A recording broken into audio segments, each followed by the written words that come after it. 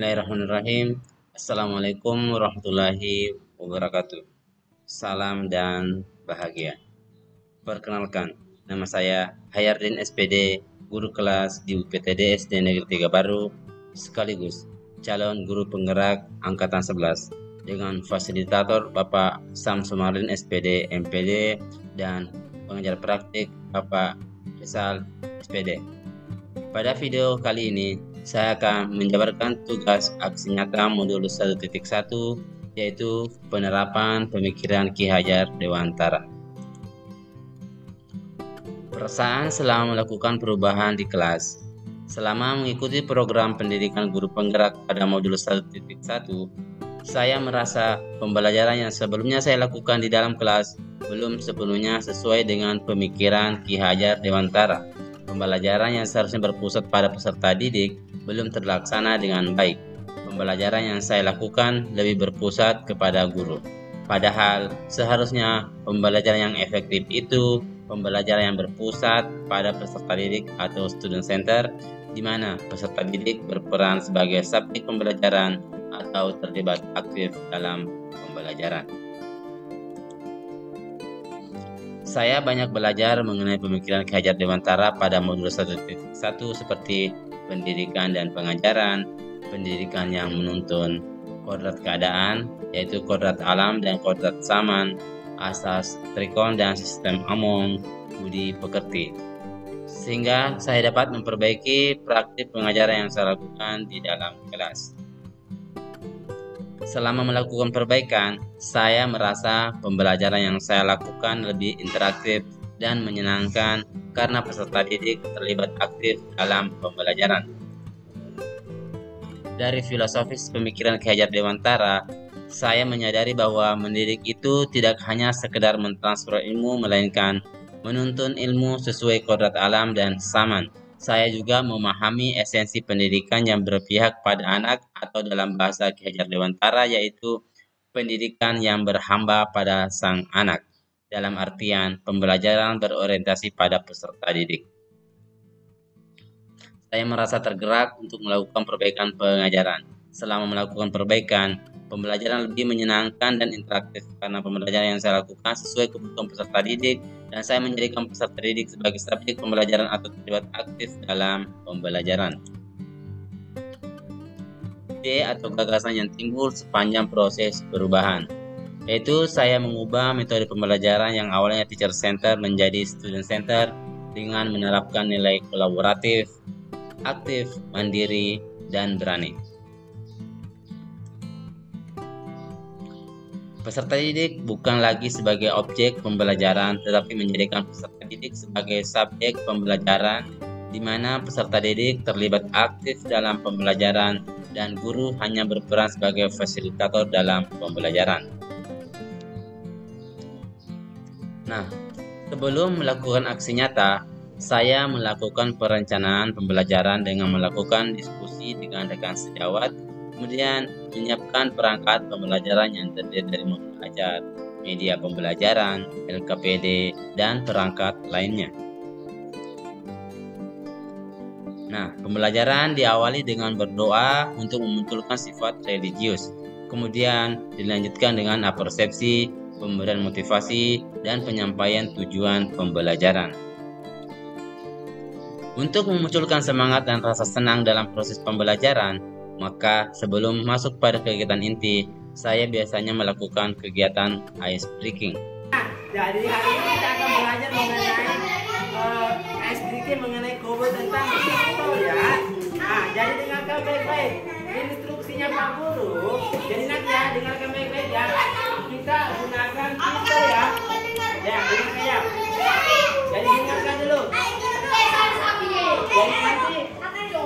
Pak Guru ya, dengarkan ya. Bentar. Dan nanti Pak Guru door kanan kirinya jongkok ya. Door kanan kirinya jongkok ya. Ini melatih konsentrasinya. Door yang kanan kiri jongkok ya. Bisa dipahami ya? Misalnya door. Naik betul nih sendiri. Oke, bisa dipahami ya. Oke, kita mulai ya. Baci. Ya.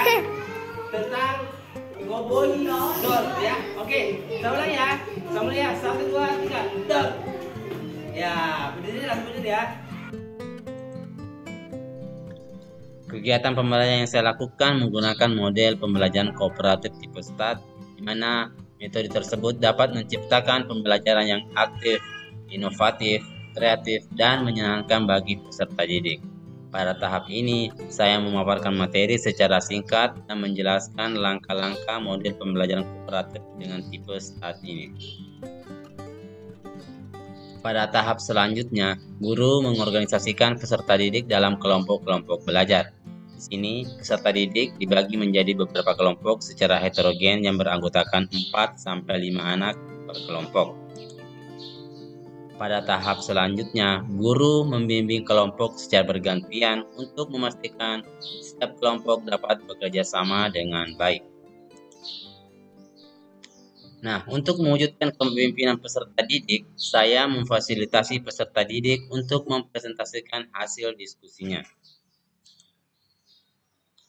Guru melakukan kegiatan refleksi untuk memunculkan nilai keberanian peserta didik, mengekspresikan dirinya, perasaannya, dan pengetahuannya mengenai pembelajaran yang telah dilakukan.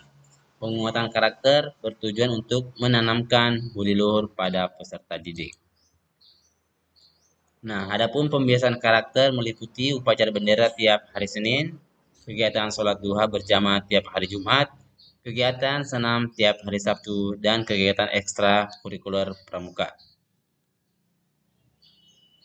Nah, adapun catatan praktik baik dalam bentuk refleksi yaitu ada dua, yaitu tentunya dalam aksi nyata ini ada berupa tantangan, yaitu di mana tantangan di sini ada dua. Yang pertama, masih ada beberapa peserta didik yang kurang aktif saat diskusi kelompok. Kemudian tantangan yang kedua, masih ada beberapa peserta didik yang kurang percaya diri saat presentasi di depan kelas.